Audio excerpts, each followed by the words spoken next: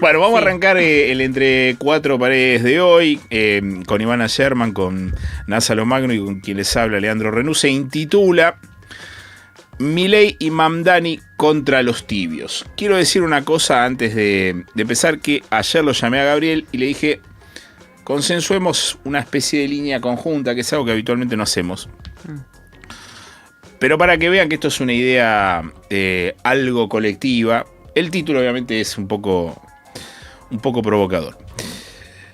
Milei, el presidente de la nación, confirmó esta semana que tiene objetivos claros. Quiere mantener el dólar atrasado, la inflación tabicada de manera artificial, es una decisión. Ese esquema, que es el mismo que lo llevó a tener dos crisis, me refiero a la primera, que fue la salida del blanqueo de capitales, donde consiguió 20.000 millones de dólares, siguió atrasando el tipo de cambio y entró en un proceso de pérdida de dólares. Y la segunda es el pedido de plata al Fondo Monetario, que también lo llevó a un último rescate, que fue este salvavidas que le tiró Trump. Aún así, tomó una decisión de atrasar el tipo de cambio para sostener la inflación. Al fin y al cabo, es una decisión basada en lo que el presidente entiende como promesa de cara a la sociedad. Que los precios se muevan lo menos posible. O mejor dicho, me parece de una manera más pertinente, que se muevan menos que hace 2 años. Eso naturalmente es una política de corto plazo. Una política de corto plazo que, a decir verdad, cuando el kirchnerismo la hacía con los subsidios a la energía, era muy criticada por los mismos que ahora sostienen que el dólar barato está bien, y que en realidad esta discusión, tras la derrota en las legislativas, puso al peronismo en una trampa de debatir qué es lo que está pasando. Hay una especie de peronismo, ¿cómo decirlo? Peronismo más progresista, gourmet, más tirado del centro a la derecha, si quieren, que después de la derrota legislativa insistía en correrse un poquito hacia lo liberal, hacer un ajuste, volver sobre la palabra ajuste, y hasta bancar a un gobierno que está sosteniendo de manera artificial la inflación a la baja. Ahora, después de tener los dólares del blanqueo y los del fondo, con los dólares de Estados Unidos. Esos núcleos a los que me refiero volvieron a hablar de los errores del asistencialismo, de los errores del Estado interviniendo en la economía, y una vez más insistieron sobre la necesidad de un peronismo pro mercado. Como si el peronismo fuese una fuerza política capaz de situarse en un lugar muy cercano al mercado, como si no estuviera condicionado por la historia. Hay 2 o 3 cosas interesantes en esta semana. Una es que el titular de Mercado Libre, uno de los gerentes de Mercado Libre, pide lo contrario a lo que plantea el sector del peronismo gourmet.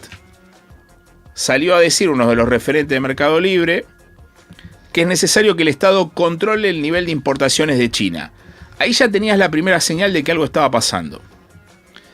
Justo cuando el discurso este que les estoy contando de un peronismo o la necesidad de tirarse a la derecha empezaba a entrar en los medios casi como un mantra, aparece en Estados Unidos un ugandés muy joven, asistencialista y radicalmente enfrentado a los ricos. Me refiero, por supuesto, al triunfo de Zoran Mamdani, que ganó las elecciones en Nueva York planteando las siguientes cosas. Pero sobre todo, una enemistad política con las clases dominantes. No es un comunista Mamdani, sí tiene ideas bastante concretas, igual que las que tiene Milei, pero del otro lado. Planteó, por ejemplo, boleto gratis, guarderías para la gente que no tiene dónde dejar los chicos en Nueva York, respeto al inmigrante y, sobre todo, algo que es más relevante, que es que dice cómo financiarlo. No dice esto es gastar, gastar y gastar. Él dice esto se financia. ¿Con qué? Con impuestos a los ricos. Los que más tienen pagan más. Lo virtuoso de Mamdani es que eso no estuvo oculto en la campaña. ¿Qué es lo que le están pidiendo acá? Desde el peronismo gourmet al peronismo. Que oculte lo que hace. O sea, que se tire argumentos más pro mercado, porque acá el análisis parece ser que eso espanta al votante. Bueno, expliquen en Nueva York qué es lo que pasó, porque no se guardaron ninguno de esos argumentos y sacaron más del 50% de los votos. Mamdani dijo hay que cobrar más impuestos, asistir más y ganó cómodo. Dijo también que es importante el orden fiscal, pero él sabe y tiene claro a quién tiene que apuntar cuando hay que pagar la crisis. Lo dijo y no perdió, ganó. Es decir, para enfrentar a los conservadores en Estados Unidos, Mamdani no se fue al extremo derecho. O sea, no se hizo algo parecido a Trump. Se mostró como lo que siempre fue, un tipo de esas convicciones. Parte del peronismo, mientras en Argentina, que atado a esta ola violeta post elecciones legislativas, pedía ocultar planteos de belicosidad política y hasta hablarle al mercado para evitar una crisis, tuvo en la elección de Mamdani una señal. Mamdani, como les decía, no es comunista.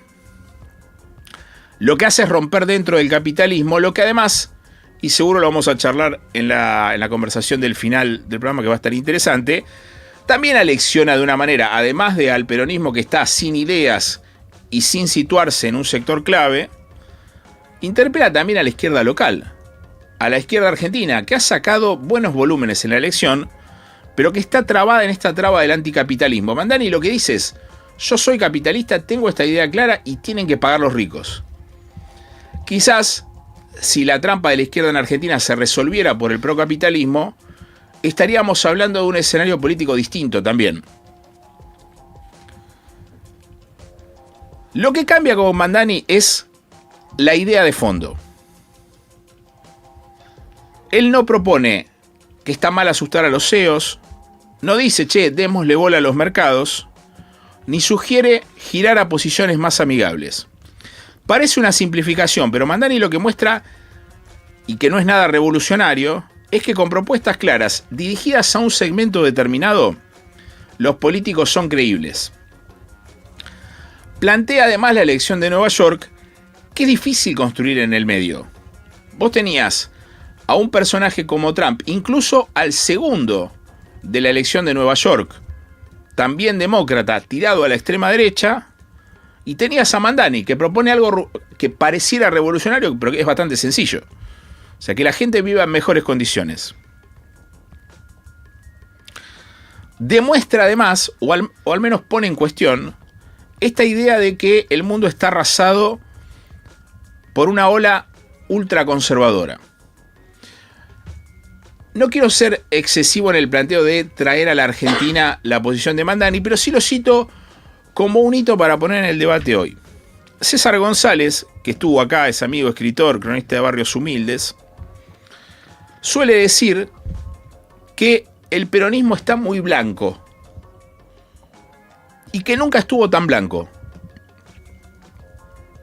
Como Mamdani, Milei decide ir al frente, hace el ajuste, no oculta el daño y quema las naves con el dólar. No le importa si esto es sustentable o no, tiene claro cuál es su mensaje, lo hace.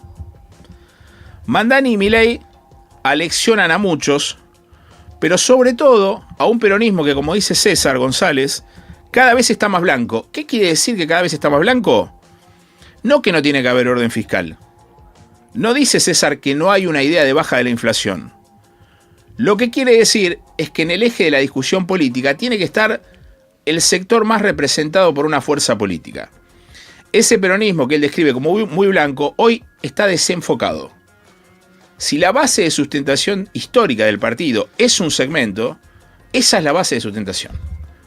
El resto se corrige. El problema acá, en este debate, es que, al menos en los partidos progresistas y en el peronismo, hoy no está claro cuál es el factor a representar.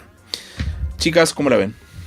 De que quiera arranca. Yo tengo unas contradicciones con Mamdani porque por un lado digo, ¿por qué estamos pendientes de Yankee, de Nueva York? Sí. O sea, ¿por qué esto es un eje para todos nosotros? Sí. Como siento mucha, no sé, me da contradicción y por el otro lado, por el mismo motivo, me parece lindo porque esa frase que inmortalizó Niembro, que se vayan a vivir a Cuba, de golpe es gracioso que en la capital de las capitales, en la metrópoli por excelencia, en el centro del mundo, bueno, gane un tipo con esas propuestas. Me parece que falta un eje en lo que vos decías, Lean, que tiene que ver con la inmigración, porque el tipo es inmigrante, pero además Trump como que hizo toda su campaña en función de, del ICE, su campaña y su gestión, ¿no? De hecho, creo que antes de la elección dijo, yo quería que deporten 400.000, 1 millón de personas, solo deportaron 400.000, separando familias, bueno, imágenes. Ya había metido en la gestión anterior niños en jaulas, en centros de detención, todas cosas súper inhumanas y espantosas. Entonces que de golpe venga finalmente, que no sea todo gratis, que venga una respuesta a eso y una reivindicación de que hay algunos pueblos que están constituidos por la mezcla, por la inmigración y demás. Para mí es interesante porque la ola xenófoba y discriminatoria también avanza en todos lados. En el caso de Trump, acompañado por políticas concretas. Y algo que me imagino que debe tener un poco que ver con el triunfo, también es que están en shutdown en Estados Unidos. En Estados Unidos no funciona el gobierno. Hay una situación medio trabada en el presupuesto. Nosotros acá estamos hace 2 años sin presupuesto, háganse de abajo, ¿no? Sí. Pero hay una negociación precisamente por el Obamacare, como se conocía, por el acceso a la medicina de un montón de personas que son precisamente los últimos eslabones, ¿no? Los más acomodados. Y los demócratas no les votan el presupuesto. Y entonces Trump dice, yo eso no lo voy a meter en el presupuesto. Y tiene cerrado el gobierno y las cosas no esenciales no funcionan. Y toda esa gente está haciendo colas, buscando laburo.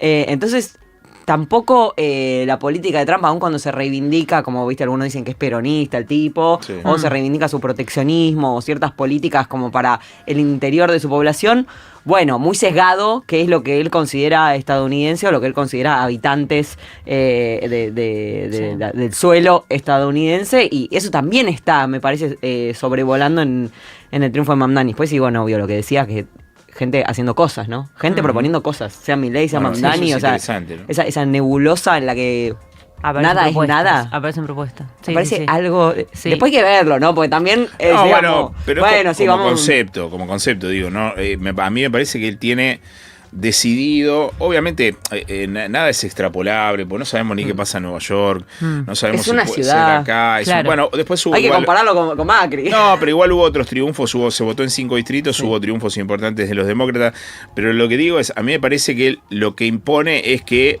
y en parte se explica también NASA con lo nervioso que se puso el gobierno con esto, es que, bueno, en el lugar donde nadie se lo esperaba, aparece un cisne negro que saca más del 50% de los votos, una idea totalmente opuesta. Totalmente radicalizada. Mira, ayer me junté a cenar con un par de amigos y me quedo con uno que me dijo, yo tengo miedo que el peronismo termine como la UCR. Es que, ¿no? Es una idea que está dando vueltas. Haciendo lo que hagan importa, termine como completamente lavado y sin representación en la calle y teniéndolo como un partido que acompaña en términos institucionales y demás, pero que no termina dando la verdadera discusión. Y algo interesante sobre esto, como para ver de qué manera se puede solucionar, el otro día la escuchaba a Lucía Sirmi, no sé si la tienen, sí, claro. Bueno, ella trabajaba, es una economista que hoy pertenece a la organización Futuros Mejores, pero que participó también en el gobierno de Alberto Fernández en el Ministerio de Mujeres, Géneros y Diversidades. Y lo que decía ella es, bueno, a ver, si nosotros nos tenemos que organizar dentro del peronismo, lo primero que tenemos que hacer es soltar la vara peronista. Como a ver quién es más peronista que quién, porque si no esa conversación es un embole y se termina diluyendo finalmente el programa económico. Y después lo que planteaba es, bueno, no tener miedo a empezar de nuevo, dar las discusiones que hasta ahora a nosotros nos parecían, por lo menos en el común de la sociedad o en el imaginario colectivo, le quedan ajenas al peronismo, como la discusión respecto de qué hacer con la deuda, con el endeudamiento como instrumento de política económica, con la discusión con los empresarios, si hay empresarios buenos o si hay empresarios malos, digamos, qué hacer con la inflación, que la única propuesta que le queda a la gente no sea sencillamente precios cuidados, ¿no? Con el orden de las cuentas públicas y demás, y decir, bueno, no hay que tener miedo definitivamente a posicionarse, aunque no sea exactamente la posición que la gente cree que el peronismo va a tener, sino, bueno, dar la discusión sincera, y me pareció un comentario bastante atinado en estos tiempos. Sí, ahí, ¿no? ahí te meto una cosita en el medio. Sí. A mí me parece que lo interesante que tiene Mamdani como idea es el tema de cómo se financia, porque hasta ahora, claro. O sea, él no tiene miedo a decirle, bueno, che, si hay que hacer, porque además hay otra cosa que es global, que claramente es un síntoma a abordar. o sea, es ilógico que haya tan poca gente que tiene tanto, es medio poético lo que voy a decir, pero es ilógico que a esta altura del partido no haya una discusión sobre la distribución. ¿Qué quiero decir? Sí. Vos tenés dos formas de hacer el ajuste. O le cobrás más a lo que pueden pagar o ajustás a toda la economía. Por eso digo, acá esa discusión no está. De hecho, cuando se planteó en el gobierno de Alberto Fernández el impuesto a las grandes fortunas, hubo un escándalo. Sí. Y además, no es que saliendo de la posibilidad de cobrar un impuesto a la grande fortuna, vos te garantizás que alguien te va a querer. Por eso yo lo que planteaba y me parecía interesante. Nunca les alcanza, además. Bueno, pero además por eso lo que digo, lo que decía César González el otro día me parece interesante, que es, si el peronismo está muy blanco, quiere decir que ni siquiera quiere representar a los sectores bajos. Por lo menos vos garantizate cuál es tu base de sustentación. ¿Vos trabajás para quién? ¿Qué es lo que al fin y al cabo Mandani dice? Mandani dice, yo voy a hacer colectivo gratis. A los ricos no les gustará, a mí no me importa. O sea, esa decisión hoy no está. Acá hoy lo que está pasando es, bueno, hay que cuidar las cuentas fiscales. Bueno, listo, pero nadie propone hacer un impuesto sobre otros sectores. O la oleada te lleva a decir, si Milei no quiere cobrar impuestos, yo tampoco los cobro. A mí me resulta raro que vos puedas ganar como oposición una pelea en el mismo terreno que Milei. Digo, si Milei plantea que hay menos impuestos, vos tenés que plantear que hay más impuestos. O sea, obviamente direccionados, con orden y todo, pero no puede ser la misma propuesta. Sí, la idea de la contrapropuesta, bueno, ¿no? Pero yo creo como que hay un clima de época que ni el peronismo ni nosotros, ¿no? Digamos, no quiero sencillamente poner el foco sobre ellos, pero quiero decir, la oposición o quienes son críticos a Milei no terminamos de entender. Un ejemplo como muy chiquito. El otro día me tomo un Uber. Y el tipo que me lleva, era tarde, eran las 12 de la noche. Y el tipo que me lleva me dice, sentate adelante. Y yo digo, ¿por qué? Miro para atrás, estaba el nene de 4 años con él, ¿no? Le digo, ¿qué es esto? Le pregunto. O sea, bien, pero ¿qué onda? Me dice, no, yo lo llevo a todos lados porque la mamá lo abandonó, yo no tengo con quién dejarlo y trabajaba. El tipo trabajaba todo el día en una fábrica de jeans y a la noche se manejaba con el Uber. Como no tenía plata para contratar a alguien que pudiera cuidar al chico, se lo llevaba. Eran las 12 de la noche, el nene viajando con el celular. Y le digo, ¿cómo te está yendo en el laburo? El chabón había venido de Bolivia hace 30 años. O sea, a la Argentina y se quedó acá y su familia acá y demás. Y le digo, ¿cómo te está yendo en la fábrica de jeans? Pues empezamos a charlar. Claro. Y me dice, y la verdad que más o menos, porque está entrando mucha cantidad de jeans importados, entonces la verdad el laburo viene muy flojo. Y en el Uber, y la verdad más o menos, pero bueno, necesito llegar a fin de mes, estoy solo con el neno, no puedo, qué sé yo. Ah, bueno, y entonces me dice, che, ¿y votaste el domingo? No estuve, qué sé yo. Y me dice, igual estoy contento de que ganara Milei. Y ahí me dice, porque el kirchnerismo y el peronismo es comunismo y yo no quiero ser cooptado por el comunismo, me dice. Y yo digo, bueno, mierda, carajo. Es que hay algunas retóricas que ganaron que tienen que ver con, bueno, esto está recontra hablado, ¿no? Pero con ganarte vos mismo o sea, la lógica de la meritocracia a cualquier costo, eso entró y es valioso porque obvio que cualquier humano quiere sentir que lo que hace vale, viste, que lo que hace aporta y que se construye a sí mismo. Eso es recontra valioso. Lo que pasa es que si vos borras todo lo que hay alrededor, todo un mínimo margen de, sea de regulación, sea de acceso a cosas básicas, obviamente que eso no funciona. Después hay otra cosa que se veía muy claro con la ley de alquileres, por ejemplo. Pasaba mucho con todos los embates que sufrió el feminismo, que ahora aflojaron un poco, pero bueno, culpables de todo.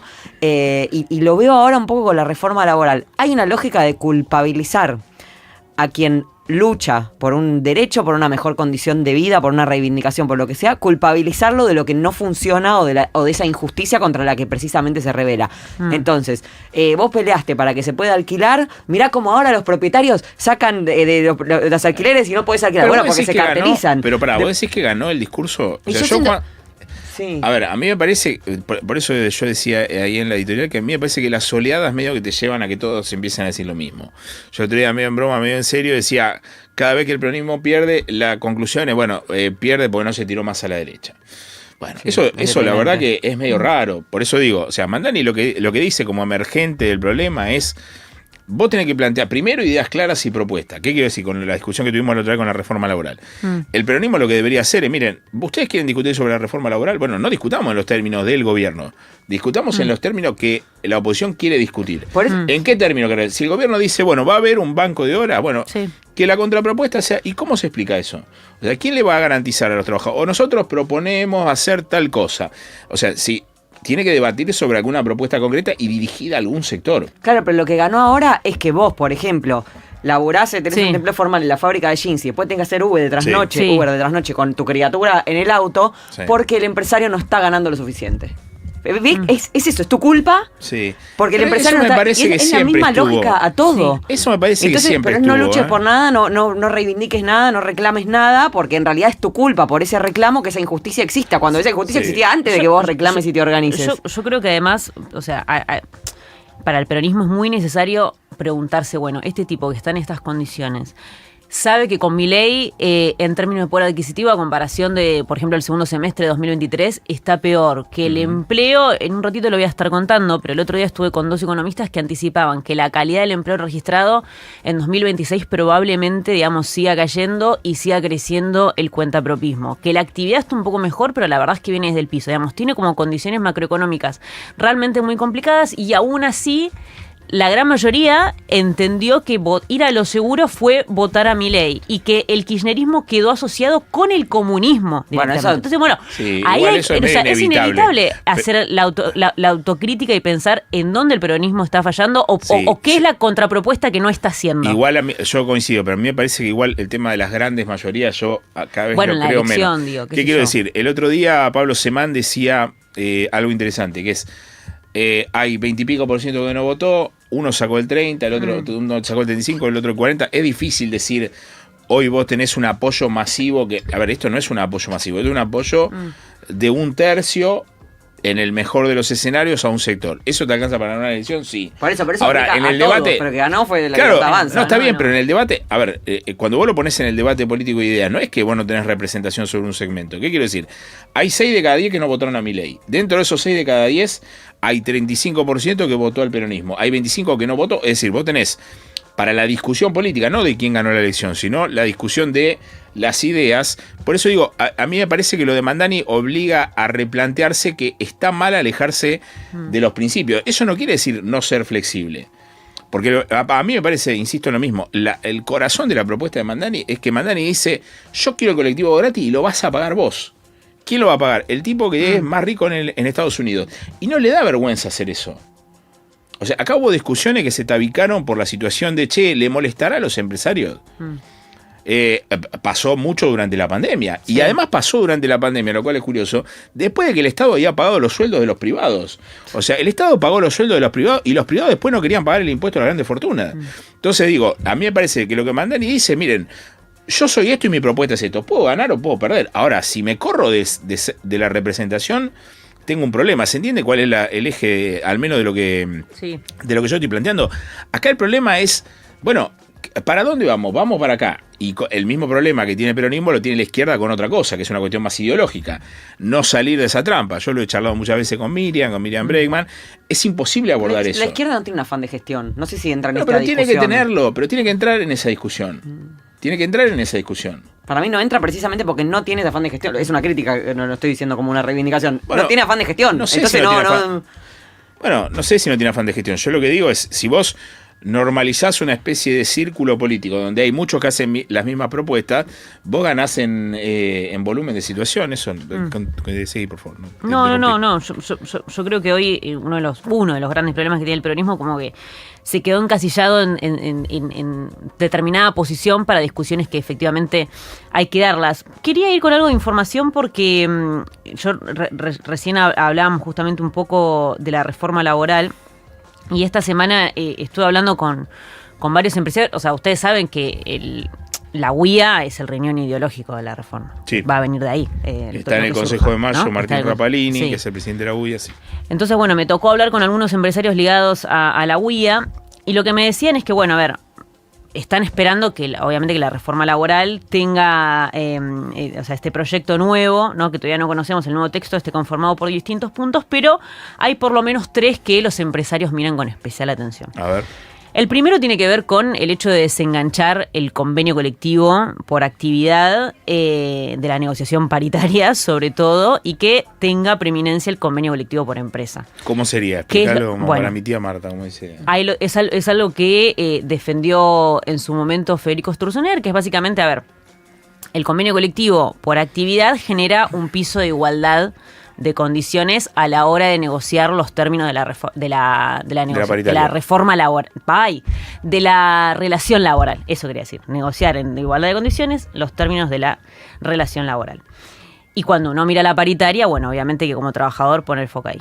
Ahora, el convenio colectivo por empresa lo que hace es acoplarse, digamos, por encima al convenio colectivo por sector y generar beneficios por sobre esta base que plantea el convenio colectivo por actividad. ¿Cuál es el riesgo reconocido por los propios empresarios que me cuentan esto, ¿no? De correr el convenio colectivo por actividad y establecer únicamente el convenio colectivo por empresa a la hora de negociar, bueno, que ese salario que tenía un piso de pronto se perfore, entonces terminé ganando menos, ¿no? Es algo que Sturzenegger dijo no, porque las empresas son muy distintas dependiendo de su sector, de la región en la que operan, de su tamaño. No puede ser que rija sencillamente que pongamos un manto de igualdad para todas las empresas y que den la misma negociación, porque hay empresas que no tienen la misma capacidad de pagar un salario que una grande. Entonces pensemos en esto, va a crear mayor trabajo, qué sé yo. La trampa de eso es que el riesgo que se corre con priorizar el convenio colectivo por empresa es que en algún punto termina diluyendo lo que es la figura sindical. Si el gremio no logra intervenir, ¿no? Si el gremio no logra intervenir. Sí. Es algo que, sobre todo en las pequeñas empresas, en donde la figura sindical puede no ser tan fuerte como en una grande, bueno, va a terminar decidiendo el empresario, ¿no? Con 2 personas de la comisión interna de última. Eso por un lado. Después aparece el banco de horas extra, ¿no? Como te dicen, bueno, no es que yo quiero que todos los días trabajes 12 horas, pero con la habilitación del banco de horas extra podés trabajar hasta 12 horas, cuando hoy el máximo es 8, porque el día de mañana podés directamente trabajar 6 y compensarlo. Y después aparece un punto que me decían, para las grandes, esto es importantísimo, la homologación del fin de la relación laboral por mutuo acuerdo. Esto es, si no te despido, pero llegamos a un acuerdo, que no vengas después a hacerme un juicio por reconocimiento de horas extras, por informalidad, por categoría y demás. Está bien. Ahora, la pregunta es, ¿esa propuesta en qué beneficia que trabaja? No, así planteado, nada. No, es que, bueno, por eso digo. Esto es lo venimos hablando en Mate esta semana. Como que, si bien todavía no se conoce como la letra del proyecto, que tampoco sé por qué no se conoce, porque si es tan buena para todos los trabajadores, la podríamos haber conocido antes de la elección y capaz votaba más gente, ¿no? Es tan buena para los trabajadores. Bueno, Milei sí lo dice. Sí, Milei dice que va a generar más empleo. Pero lo que es raro es que Milei está diciendo hace un montón que hay que esforzarse y poner el hombro y bancar y todo, y te lo pide cuando te dice, mira, ahora el banco de horas, que se terminen los salarios mínimos, toda una serie de cosas. Como todos tenemos que meterle para adelante para que efectivamente se cree empleo, y no se entiende bien qué le pide a los empresarios para que efectivamente se cree empleo, porque no es ni siquiera una lógica de, bueno, todos ponemos un poco y los empresarios van a resignar esto otro, sino es todos ponemos un poco. ¿Todos quiénes? Los que trabajan. Sí, y de hecho te digo algo más. Cuando hablaba con esta misma gente, lo que te decían, bueno, nosotros queremos que el Estado establezca el marco legal para el cual se tienen que dar las relaciones laborales, pero después que se maneje sector por sector, ¿no? Pero que no existe el marco legal. Pero, bueno, que modifique el marco legal y que reduzca su intervención a la mínima expresión. Ese sería un poco. Pero aparte hay pero te dicen, pero cierro con esto, digamos, te dicen, pero para que esto realmente tenga algún tipo de resultado, necesitamos una política crediticia, que el Banco Nacional tenga créditos, así pide al fin y al cabo una intervención del Estado. Vamos a ponerlo de otra forma. Un trabajador, cuando le dicen, vamos a hacer la reforma laboral, ¿qué supone que pasa con eso? Y supone, en vez de trabajar más, entiendo yo, ¿no? Y quiero mejores condiciones, no quiero trabajar 13 horas, quiero trabajar menos. Supongo que debe pensar también, me tienen que pagar mejor. Porque la verdad que si es una reforma laboral, ¿de qué me serviría? Ya soy pobre y laburo. Claro, digamos, ¿qué es lo que quieren colar? Por eso lo que digo es, la discusión, y es más, yo insisto en lo mismo. Creo que es mucho más necesaria una reforma impositiva que una reforma laboral. Y además las reformas laborales no se montan sobre economías que no crecen. Si el señor kiosquero tenía un empleado y no vende más caramelo, echa al empleado, porque no vende. O sea, le paga la indemnización, lo echa. O sea, no contrata a un empleado porque vos le das mejores condiciones para contratar. Porque en realidad la contratación no está atada a lo que paga de impuestos. Está atada a si vos necesitas gente o no necesitas gente. Y si vos necesitas gente... A ver, NASA, la industria metalúrgica está con el 40% de capacidad instalada, 44%. O sea, tiene 6 máquinas de 10 que están paradas. Bueno, pero Lean, pensá qué conveniente esta recesión para que todos aceptemos ciertas condiciones y cuando se reactive la economía, si es que se reactiva algún día de nuestras vidas, ya se reactiva con con mucho más margen de ganancia y los salarios mucho más hechos mierda y las condiciones de trabajo peores. ¿Qué debería hacer la oposición ante Milei? Y citando el caso de Mandami, ya para ir cerrando, sí. La oposición debería decir, bueno, vamos a discutir una reforma laboral que favorezca a los trabajadores. El gobierno no dice que favorece a los trabajadores, el gobierno dice los empresarios van a poder contratar más, que es bastante diferente a decir eso favorece a los trabajadores. Además, el otro día circuló un dato de cantidad de empleos creados a lo largo de los gobiernos. En ninguno de los gobiernos hubo reforma laboral y hubo altas y bajas en las contrataciones. O sea, las condiciones generales están atadas al crecimiento del PBI, no a la situación de la reforma laboral. Por eso digo, acá me parece, y ahí les dejo cerrar, sí. Mandani lo que dice es, miren, yo gobierno para este sector. Si una vez que la economía crece, es un gobierno distrital, no es un gobierno. Mandani además es extranjero, no puede ser presidente. Lo que él plantea es, bueno, yo tengo representación acá. Desde esa base yo construyo para adelante. Y seguramente ese mismo modelo va a llevar adelante el beneficio de todo el conjunto. Milei no dice eso. Milei dice, yo trabajo para el sector privado. Y que el sector privado se haga responsable de si la economía crece.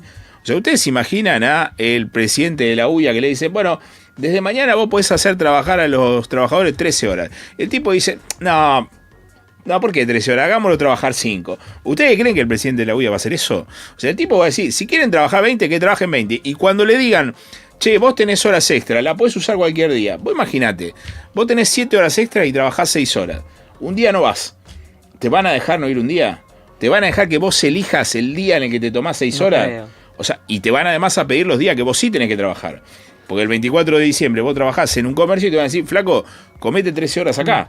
Y ahí no va a haber discusión. Por eso digo, y ahí les dejo cerrar a cada una con su idea. No sé, para mí también termina dependiendo un poco del sector, del nivel de precarización que tenga ese sector y un poco también el clima de época en el que estamos, pero la capacidad de negociación individual que tenga cada empleado después de acuerdo a la situación en la que esté.